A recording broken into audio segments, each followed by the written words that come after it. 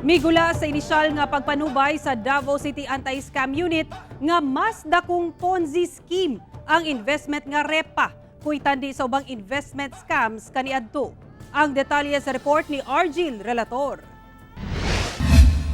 Niabot na sa 60 ang nagsumite sa buhatan sa Davao City Anti-Scam Unit sa ilang reklamo batok sa mga nagdumala sa investment scheme nga REPA o sa kagiingong paluwagan.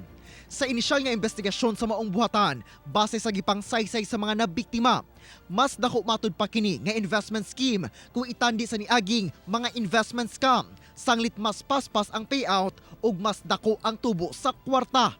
Dunay 10,000 pesos nga mahimong 25,000 pesos sa usa lang ka semana. Apan magdepende kini kung kanusa ang release sa ginatawag nga admin. Ang hulog-hulog ay ila lang naa sila revision gihimo. Nga kanang hulog-hulog ay gi-revise nila, then naa sila yung mga additional nga mga gipangbutang nud ni taas ang interest. Niatubang namatud pa sa anti-scam unit ang head sa REPA kansang pangalan wala una gibutyag samtang wala pay formal nga kaso gipasang at sa korte. Apan gibutyag niini nga wala na kaniya ang kwarta sa mga tao.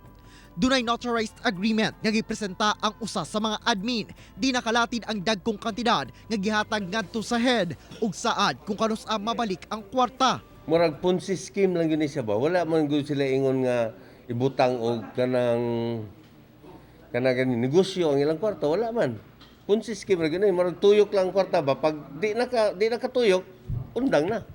Sa karon, nagakolekta pa og dugang ebidensya ang maong buhatan aron mapadal-an na og demand letter ang mga nagdumala sa REPA sa tinguha nga mabalik ang kwarta sa mga nag-invest nga gitawag nga resellers ug buyers.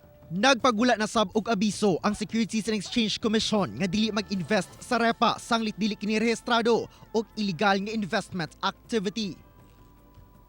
Kauban si Mel Colmenares sa kamera. Ako si Argil Relator para sa One Mindanao.